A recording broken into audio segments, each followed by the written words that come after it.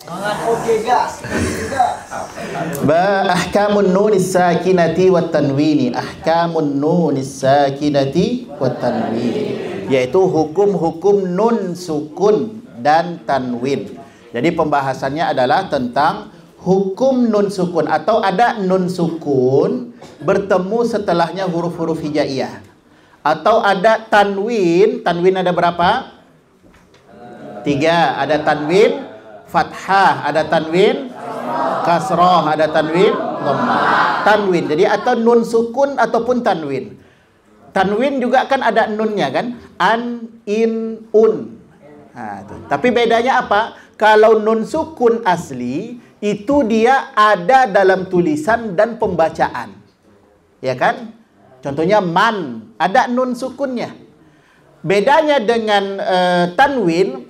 Tanwin itu ada dalam ucapan tapi tidak ada dalam penulisan. Nah, itu tanwin. An, in, un. Tapi nggak ada nun sukunnya, tapi bacaannya ada. Itu juga bisa dilihat nanti ya, apa perbedaan antara sukun, nun sukun dan tanwin itu. Kemudian juga biasanya nun sukun itu dia terdapat di pertengahan kata ataupun di akhir kata. Ada dia. Sedangkan tanwin itu hanya berada di akhir kata. Akhir kata. Kemudian nun sukun itu bisa berada di huruf, bisa berada di isim, bisa berada di fiil. Sedangkan tanwin itu hanya berada pada isim saja. Karena apa? Karena tanwin adalah salah satu tanda dari isim. Nah, itu perbedaan antara nun sukun dan tanwin ya. Ada di buku, insyaallah dibaca. Kemudian bait yang pertama, lin nuni in taskun walit tanwini arba'u ahkamin. Ya. Bagi nun sukun atau tanwin bertemu setelahnya huruf-huruf hijaiyah itu arba'u ahkamin, ada 4 hukumnya. Oke, sekali lagi. Ketika ada nun sukun atau tanwin bertemu setelahnya huruf-huruf hijaiyah, maka arba'u ahkamin, ada 4 hukumnya. Fakhudh tabayyini, maka ambillah penjelasanku. Ini kata siapa? Kata Syekh Al-Jamzuri. Nama panjangnya siapa? Syekh Sulaiman. Nama panjangnya Syekh Sulaiman bin Husain bin Muhammad bin Shalabi Al-Jamzuri. Sekali lagi, Syekh Sulaiman bin Husain bin Muhammad bin Shalabi Al-Jamzuri. Itu nama beliau. Jadi kata Syekh Sulaiman, pembahasan nun sukun dan tanwin itu ada 4 hukumnya, maka ambillah penjelasanku. Mana penjelasan beliau itu? Yang pertama, fal awwalul izhar. Oke, fal awwalul izhar. Izhar adalah nun sukun bertemu setelahnya huruf yang 6. Itu dia. Fal awwalul izharu. Hukum yang pertama namanya adalah izhar. Ya. Dari segi hukum sudah tahu semua kan? Sudah. Cara membacanya bagaimana? Jelas, tanpa didengungkan. Qabla ahrufi lil halqi sittun atau sittin, yaitu ketika nun sukun atau tanwin bertemu setelahnya huruf halak yang 6. Nah, maka nama panjangnya adalah izhar halqi. Nah, itu dia. Jadi alasannya kenapa dia disebut dengan izhar halqi? Karena huruf-hurufnya semua keluar dari halaq. Apa arti halaq? Tenggorokan. Ada berapa bahagian tenggorokan? Ada 3. 1, pangkal tenggorokan. 2, tengah tenggorokan. 3, ujung tenggorokan. Pangkal tenggorokan, tengah tenggorokan, ujung tenggorokan. Mana pangkal, mana ujung? Yang ujung yang mana? Yang bawah, yang bawah. Yang ujung yang bawah. Berarti bawah ini. Ini ujung. Maka pangkalnya mana? Atas. Sudah ada belajar makhorijul huruf? Sudah? Jadi semuanya mempelajari ujung atau mohon maaf ujung tenggorokan itu adalah bahagian yang bawah. Semuanya sepakat? Sepakat. Kalau saya nggak sepakat. Pangkal tenggorokan adalah yang paling bawah.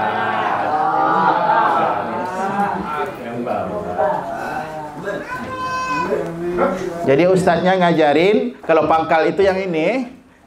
Enggak kan? Ya, sekali lagi, pangkal tenggorokan adalah yang paling bawah ini.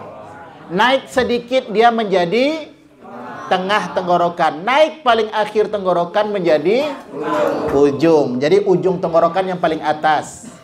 Oke, sepakat semua ya? Oke, baik. Jadi pengertian dari izhar adalah ketika nun sukun bertemu setelahnya 6 huruf halaq. Rutibat fal ta'rifi. Rutibat artinya yang disusun, yang tersusun. Fal ta'rifi maka ketahuilah sebagai berikut. Baik. Mana dia 6 huruf halaq itu? Bait berikutnya. Hamzun fahaun. Ya, yang pertama hamzah dan ha. Hamzah dan ha ini berada di itu dia. Mesti difahami betul. Letaknya aqsa itu sekali lagi di bawah. Oke? Maka hurufnya ada 2 yaitu hamzah dan ha. Kemudian hamzun fahaun thumma ainun ha'u. Ainun ha'u ini berada di tengah atau wastul halqi.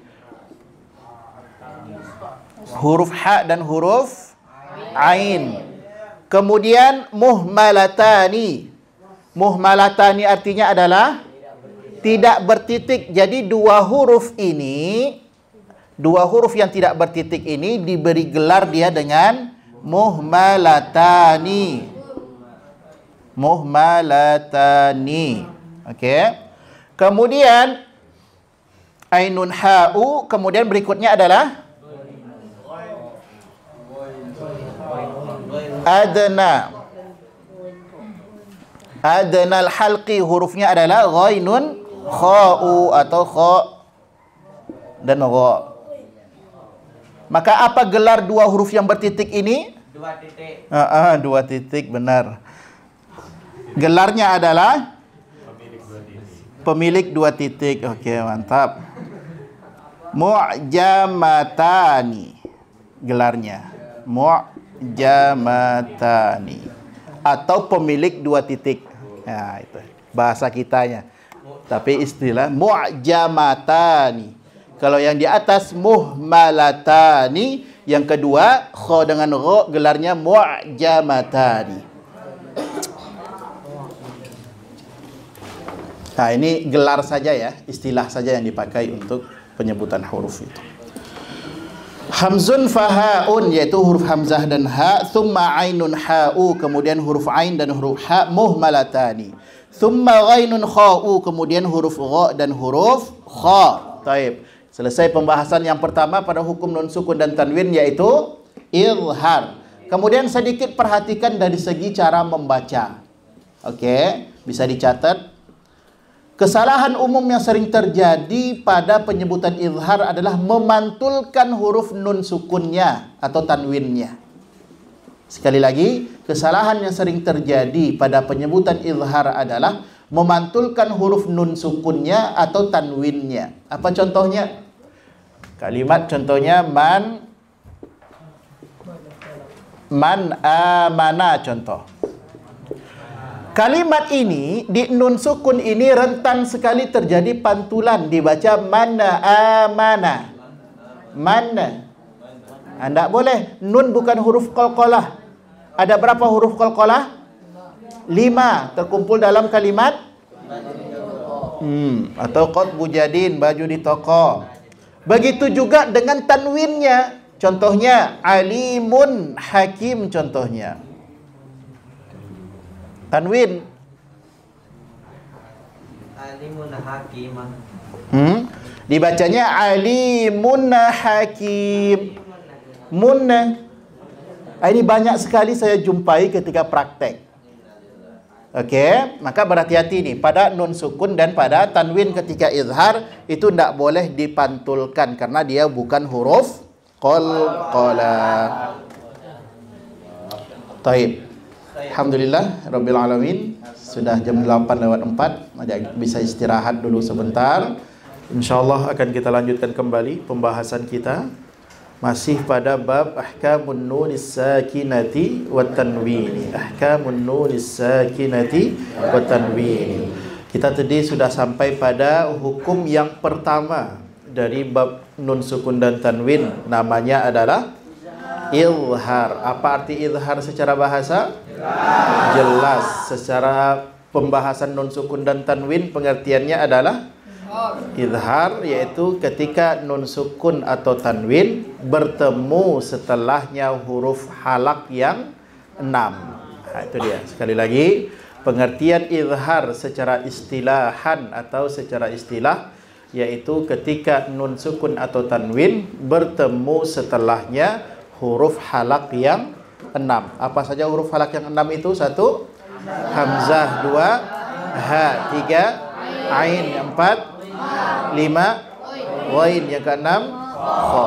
Itu adalah izhar dan dibaca jelas. Kemudian tadi ada kesalahan umum yang sering terjadi pada penyebutan izhar, yaitu dipantulkan nun sukunnya. Ya, dipantulkan nun sukunnya. Ini mesti berhati-hati. Baik.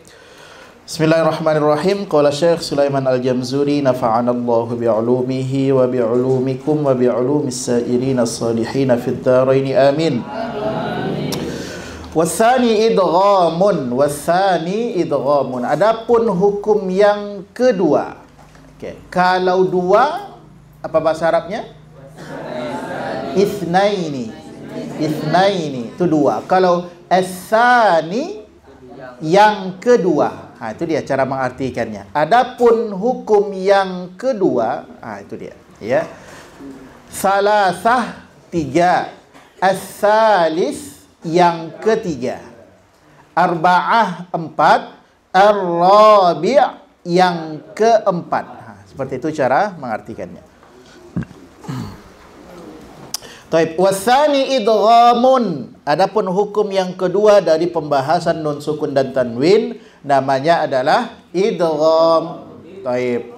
Idgham secara bahasa yaitu idkhalu syai'in fi syai'in, memasukkan dua huruf menjadi satu atau menggabungkan dua huruf menjadi satu, yaitu menggabungkan penyebutan huruf nun sukun dengan huruf idgham, kemudian dia dileburkan menjadi satu. Contohnya nun sukun ketemu ya dibaca man ya'mal, bukan dibaca man ya'mal. Itu izhar.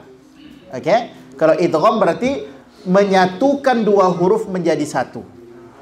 Itu namanya adalah idgham. Kemudian bisittatin atat juga 6 hurufnya. Atat itu artinya adalah datang, bimakna ja'a. Ata, ja'a, itu sama artinya. Adapun hukum yang kedua namanya adalah idgham dengan 6 hurufnya, ya, dengan 6 hurufnya. Atat fi yarmaluna atau fi yarmuluna, yang datang pada kalimat yarmaluna. Itu maksudnya ya ra mim lam wawu nun. Ya ra mim lam wawu nun itu adalah 6 huruf idgham. Okey. Indahum. Indahum di sisi mereka. Maka mereka ini kembali ke siapa? Kembali ke huruf. Kalau ke huruf masih salah. Kembali ke bait-bait juga tidak masuk. Humnya itu adalah mereka. Mereka maksudnya adalah ulama tajwid. Ya, maksudnya yang telah disepakati oleh ulama-ulama tajwid. Itu maksudnya hum itu, ya.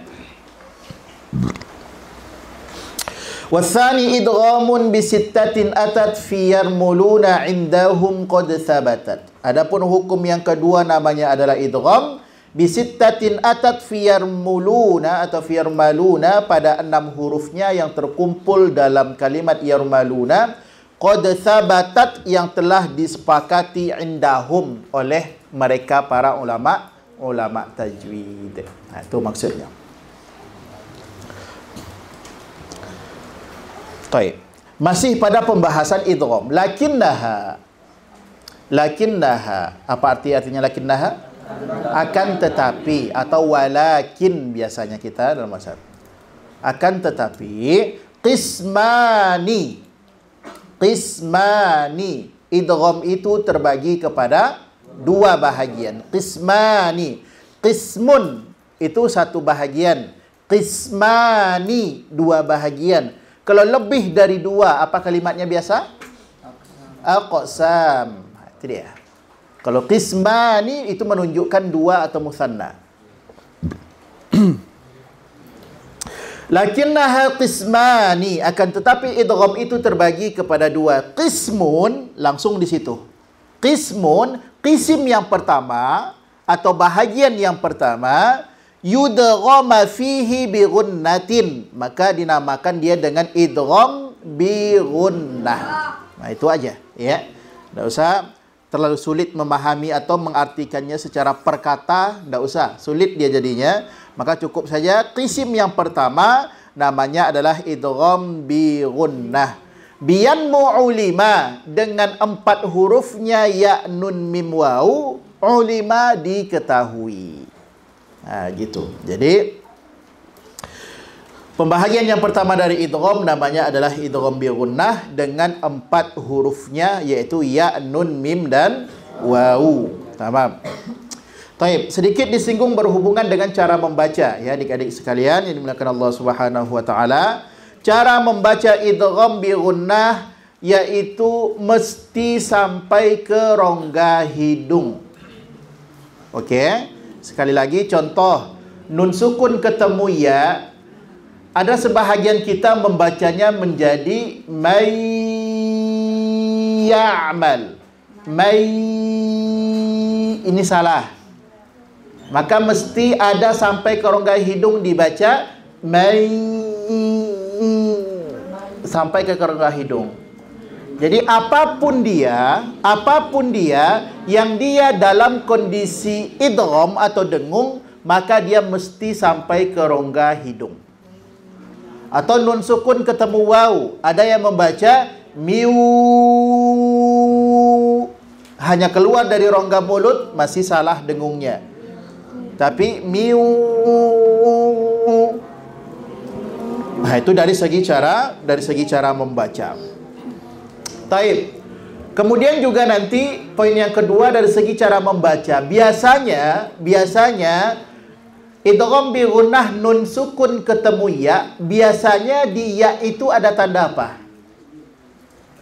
Tasdid. Oke, baik. Maka termasuk nanti kesalahan yang sering terjadi penyebutan pada ya tasdid pada idgham bi gunnah ditekan dari segi suara. Ini enggak boleh. Contohnya dibaca wa man da. Ringan saja wa man ya'mal mithqala wa man, ya. Jangan ditekan atau malah nanti dibaca wa man ya'mal hilang dengungnya kemudian ditekan, jangan. Tahan aja lembut wa man ya'mal min. Tamam? Itu dari segi cara membaca. Atau huruf nun sukun ketemu waw atau huruf yang lainnya dari 4 itu, maka cara membacanya cukup diberikan haknya berupa dengung saja, ditahan ukurannya tanpa ada penekanan suara. Tamam. Berikutnya lanjutkan baitnya, illa idza kana, kecuali jika ada 2 huruf itu, kana, nanya kan panjang, ada alifnya, menunjukkan musanna juga menunjukkan 2. Coba, ada yang bisa menjawab kana, apa yang dimaksud 2 huruf di kana di situ? Illa idza kana, kecuali jika ada dua huruf itu, itu. Dua huruf itu yang mana? Lam dengan ra. Taib. Ada yang lain selain lam dengan ra? Yang lain selain lam dengan ra, maksudnya dua huruf itu, na-nya itu. Nun? Nun dengan apa? Nun dengan mim. Okey, atau nun dengan huruf idgham. Jadi maksud kana dua huruf di situ adalah huruf nun dan huruf idgham yang 4 itu. Okey, baik. Jadi kita bahas sedikit. Kalimat may ya'mal contohnya.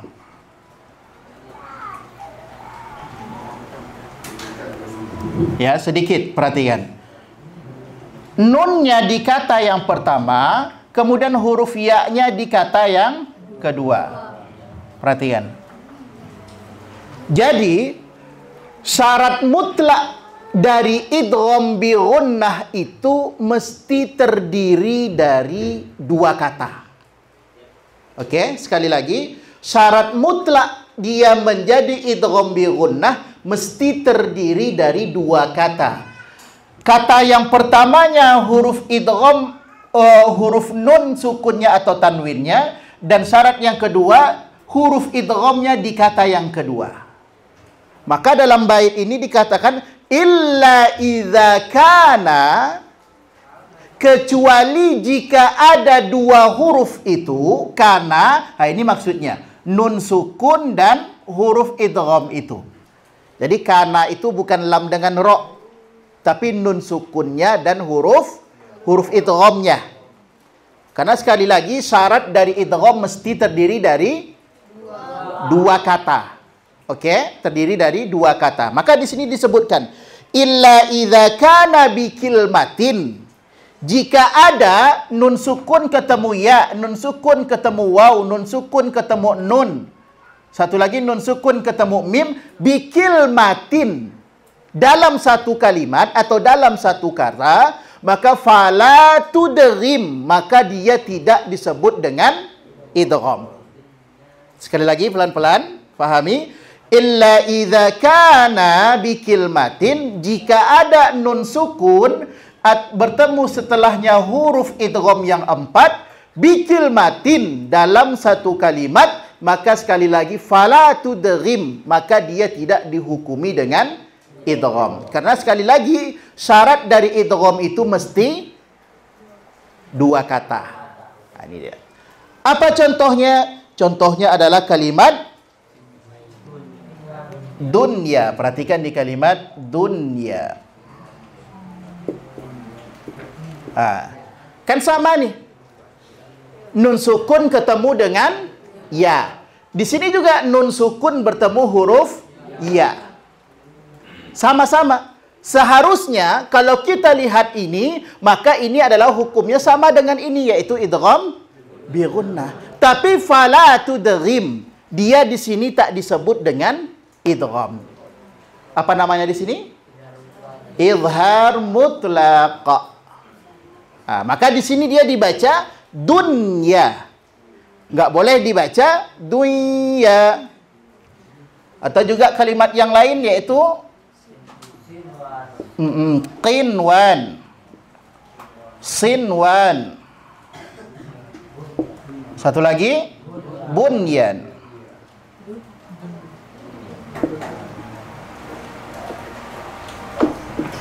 Bunyanun. 4 contoh di dalam Al-Quran ini, ya. Seharusnya nun sukun ketemu waw, idgham bi gunnah, ya kan? Ini juga nun sukun ketemu waw, ini nun sukun ketemu ya. Seharusnya dari segi pemahaman nun sukun ketemu huruf idgham, maka ini idgham bi gunnah.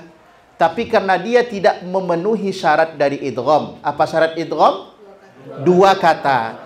Huruf nun atau tanwinnya di kata yang pertama, huruf idghamnya di kata yang kedua. Maka ini dia tak mencakup syarat itu, maka nama 4 contoh ini di dalam Al-Quran adalah izhar mutlaq. Ha, itu dia. Bisa difahami? Taib. Illa idza kana bi kilmatin, kecuali jika ada dua huruf itu terdiri dalam satu kalimat atau satu kata. Fala tudghim, maka dia tidak dihukumi dengan idgham. Kadunya, seperti contoh kalimat dunya. Summa, kemudian sinwan. Sinwan juga. Kemudian tala. Tala itu artinya dan yang lainnya. Ha, itu maksudnya dua kalimat yang lainnya, yaitu kalimat qinwan dan kalimat bunyan. Nah, ini 4 contoh di dalam Al-Quran yang dia dihukumi dengan namanya izhar mutlaq. Tamam. Berikutnya, bait yang berikutnya, wasani idghamun bi ghairi gunnah. Adapun hukum yang kedua. Nah, ini yang kedua dari mana nih? Dari idgham. Dari qismani. Kan idgham tadi terbagi qismani, 2. Qisim yang pertama sekali lagi namanya idgham bi gunnah. Watsani, adapun idgham yang kedua, itu maksudnya. Adapun pembahagian idgham yang kedua, idgham bi ghairi gunnah, yaitu namanya idgham bi ghairi gunnah, atau ada juga menyebutnya dengan idgham bila gunnah. Idgham yang tidak disertai dengan gunnah. Idgham yang tidak disertai dengan dengung. Itu dia. Kalau ini dengung dia.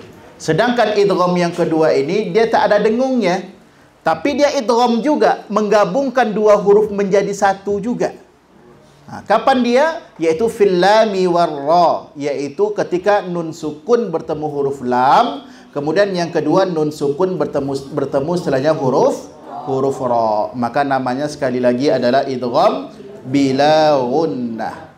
Contohnya adalah dzalikal kitabu la raiba fih. Lanjutnya hudal lil muttaqin. Hudan, di situ kan hudan, tanwin bertemu setelahnya huruf lam, maka dia tidak dibaca hudan lil, tidak didengungkan, tapi dibaca hudalli. Tamam, langsung masuk ke huruf lam. Atau nun sukun ketemu huruf ra. Contohnya kalimat mirrabbikum. Jangan dibaca mirrabbikum, jangan didengungkan, tapi mirrabbikum, karena namanya adalah idgham bi ghairi gunnah atau bila gunnah. Tsumma karrirannah, kemudian takrirkanlah atau getarkanlah pada penyebutan huruf ra. Itu syarah yang pertama. Syarah yang kedua yaitu dan berhati-hatilah pada getaran huruf ra. Ya, berhati-hati pada getaran huruf ra. Karena dalam kitab Fawaidul Jaliyah, poin yang pertama pada lahnul khafi, ada berapa lahan? 2. Satu khafi, 2 jali. Apa pengertian jali? Besar. Khafi kecil. Jali artinya jelas. Khafi artinya samar-samar. Jelas, apa maksudnya jelas di situ? Orang yang awam pun dengan ilmu tajwid akan memahami kalau jali itu adalah kesalahan. Apa salah satu contoh lahnul jali, kesalahan jali? Huruf dengan huruf. Maka mohon maaf, orang yang nggak faham pun pembahasan ilmu tajwid, kalau dia menyimak seseorang baca Quran, dia bisa baca Quran, dia akan tahu kalau tertukar satu huruf ke huruf yang lain, itu adalah kesalahan dalam membaca Quran. Tapi sedangkan khafi itu maksudnya samar-samar atau kurang jelas. Maksudnya apa? Tidak semua orang memahami kalau kesalahan itu adalah, kalau bentuk bacaan seperti itu adalah kesalahan dalam membaca Quran. Dan poin pertama dalam lahnul khafi, dalam kitab Fawaidul Jaliyah adalah takrirur ra'at. Terlalu banyak getaran huruf ra. Dan itu kesalahan dalam membaca Quran. Ya. Maka salah satu sifat yang dimiliki oleh huruf ra namanya adalah selain takrir dia juga huruf inhiraf. Inhiraf. Maka mohon maaf pada posisi meletakkan ujung lidah pada langit-langit atas atau gusi atas, maka tidak boleh hanya letak bismillahir. Inhiraf itu sedikit ditarik dia. Bismillahir. Hir. Sehingga apa? Sehingga ujung lidah ini nggak akan bergetar lebih dari satu. Tarik sedikit aja. Bismillahirrahmanirrahim. Jangan hanya letak Bismillahirrahmanir. Kalau bertetap di situ, dikhawatirkan getarannya lebih. Dan itu termasuk lahnul khafi. Dan mohon maaf, hanya orang-orang yang memahami dan mendalami ilmu tajwid saja berhubungan dengan getaran huruf ra merupakan salah satu kesalahan dalam membaca Quran karena khafi dia. Maka di sini diingatkan oleh Syekh Sulaiman Al-Jamzuri, "Tsumma karrirannah", maka berhati-hatilah pada getaran huruf ra. Jangan berlebihan karena dia termasuk kepada kesalahan. Baik. Berikutnya, wasalis, yang ketiga. Satu lagi atau sekali lagi. Kalau tiga adalah salasa. Kalau ketiga berarti as-salis. Itu dia. Adapun hukum yang ketiga. Ini yang ketiga dari mana? Pembagian idgham?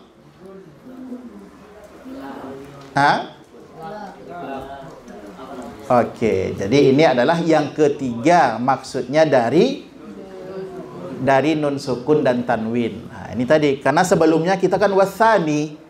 Yang kedua adalah idgham bila gunnah. Nah, yang ketiga, berikutnya kan as-salis, yang ketiga Ustaz. Nah, itu jangan salah faham. Jangan dianggap itu bahagian yang ketiga dari pembahagian idgham, tidak. Ya, tapi yang ketiga dari pembahasan hukum nun sukun dan tanwin. Apa namanya?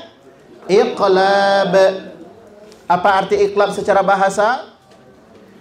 Tahwilus syai' an wajhihi. Memalingkan sesuatu sampai ke arah yang lainnya. Oke, sekali lagi, memalingkan sesuatu sampai ke arah yang lainnya. Apa maksudnya? Memalingkan membaca nun sukun ketemu ba tapi dibunyikan ke huruf mim. Nah, itu maksudnya. Jadi yang bertemu itu nun dengan ba tapi dibacanya menjadi mim. Nah, itu arti secara bahasa. Ya, secara bahasa. Sedangkan istilahan sama nun sukun atau tanwin bertemu setelahnya huruf ba. Nah, itu dia pengertiannya. Wasalithul iqlabu 'indal ba'i. Adapun hukum yang ketiga namanya adalah iqlab 'indal ba'i, ketika berjumpa setelahnya huruf ba. Nah, ini namanya adalah iqlab. Taib. Bagaimana cara membaca iqlab itu? Yang pertama miman. Bait berikutnya miman. Yang pertama dibunyikan ke huruf mim. Nah, jadi nun sukun ketemu ba kemudian dibunyikan ke huruf mim. Yang kedua bi ghunnatin. Bi ghunnatin, ya, disertai dengan ghunnah. Dibunyikan ke mim kemudian ada ghunnah. Kemudian yang ketiga ma'al ikhfa'i, disertai juga dengan ikhfa. Nah, jadi mesti ada 3 komponen yang dia mesti ada dalam penyebutan iqlab. Yang pertama sekali lagi ada huruf mim, kemudian yang kedua ada gunnah, kemudian yang ketiga ada ikhfa. Taib. Ini adalah pembahasan pada iqlab. Maka dari segi praktek, ya adik-adik yang dimuliakan Allah, kita lihat setidaknya ada 3 cara membaca iqlab.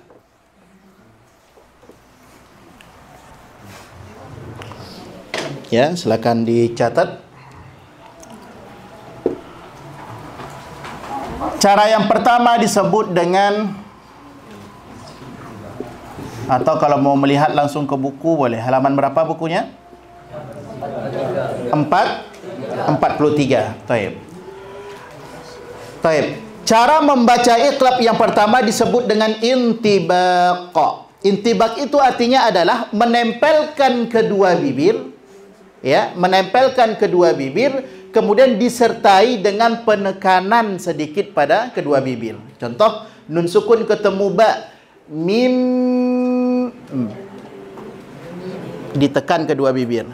Mim ba'di, mim ba'di. Itu cara yang pertama.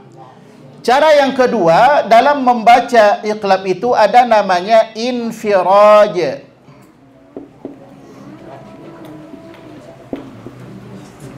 Infiraj. Furjah itu artinya apa?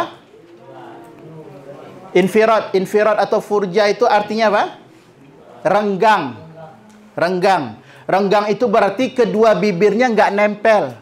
Jadi nun sukun ketemu dengan ba, cara penyebutannya dengan merenggangkan kedua bibir, dibaca mil ba'di. Mil, renggang, nggak nempel. Kalau yang pertama tadi nempel. Mim, kalau ini tidak. Mil ba'di. Apa nama cara membacanya? Infiraj. Yang ketiga, nama cara membaca iqlab itu adalah talamus.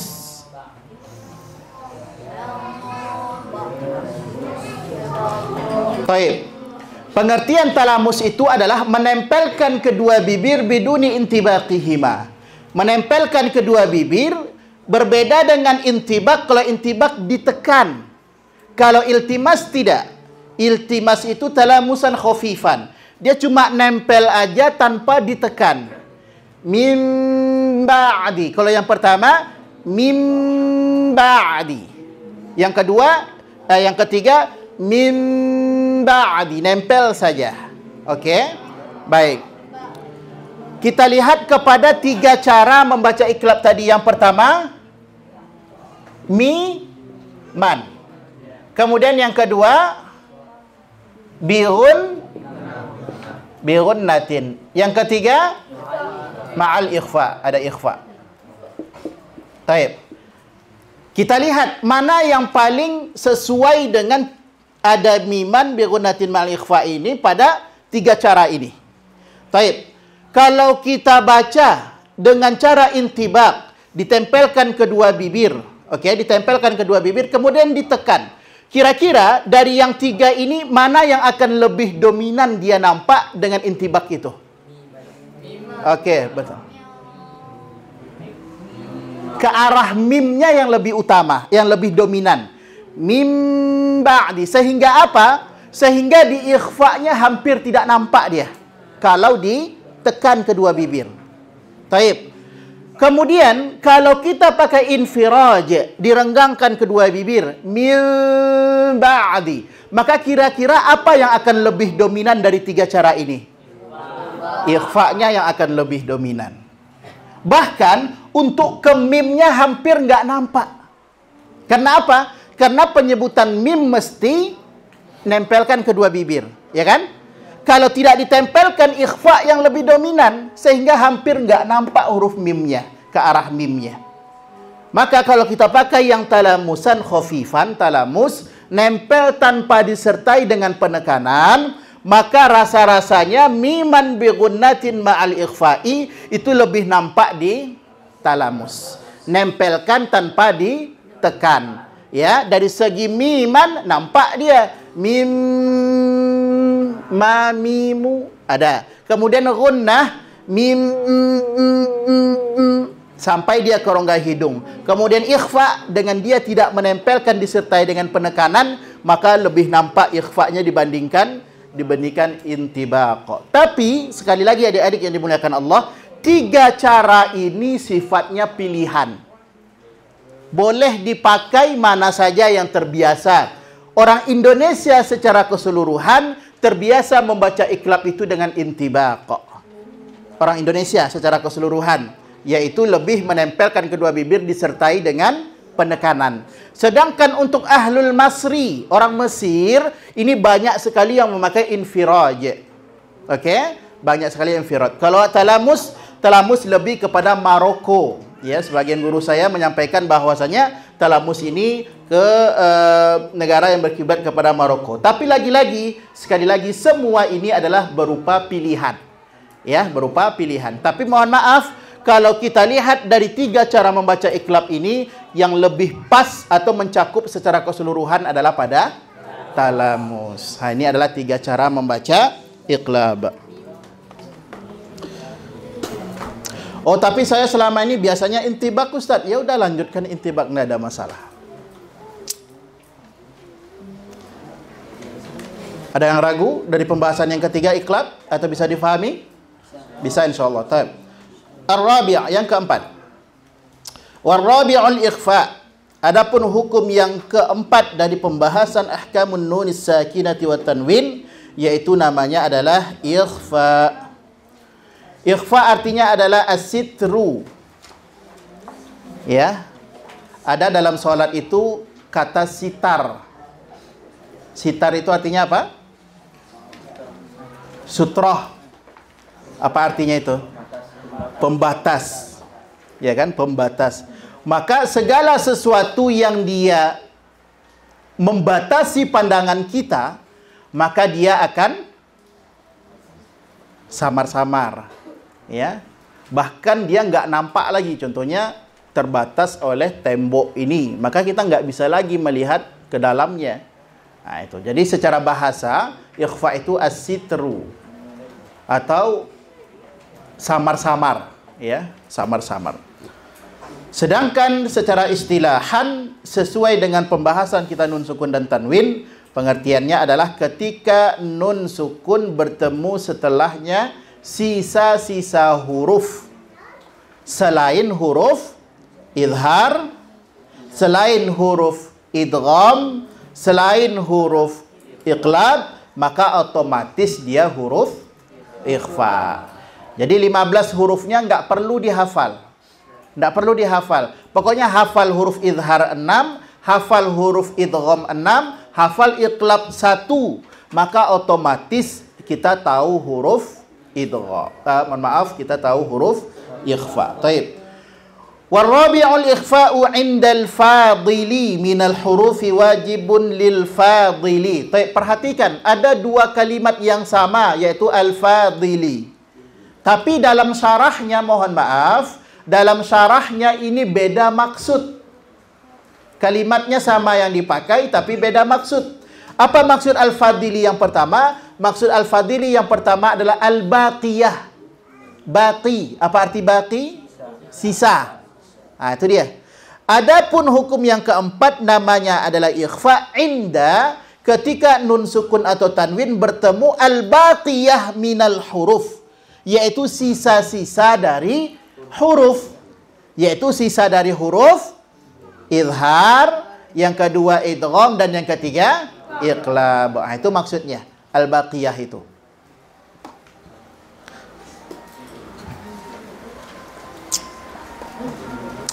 Kemudian wajibun lil fadili, wajib yang wajib difahami oleh lil fadili. Lil fadili di situ li talibil ilmi. Nah, ya. Nah, itu pemahamannya. Sama-sama al-fadili kalimatnya, tapi maksud syarahnya berbeda. Nah, itu fahami.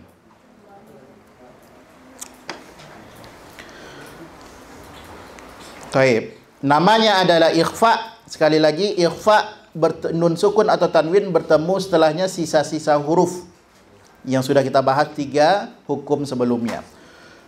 Mana huruf dari ikhfa itu? Fi khamsatin min ba'di ashrin ramzuha, fi khamsatin min ba'di ashrin, pada 5 setelah 10. Apa maksudnya? 15. Nah, jadi nggak usah diartikan secara literlek. Ya, payah kita memahaminya, ya. Pada 5 setelah 10, atau maksudnya pada 15 hurufnya. Nah, itu cukup. Ramzuha, ramzuha itu rumus. Jadi rumus itu dari bahasa Arab. Fi kilmi hadzal baiti qad dhamantuha, yang mana rumusnya terkumpul dalam kalimat sebagai berikut. Sif dha thana kam jada syakhsun qad sama dum tayyiban zid fi tuqan da' zalima. Itu dia. Mana huruf ikhfa'nya? Huruf ikhfa'nya adalah huruf awal di setiap kata. Huruf awal di setiap kata. Contohnya adalah kalimat sif. Mana huruf ikhfa'nya?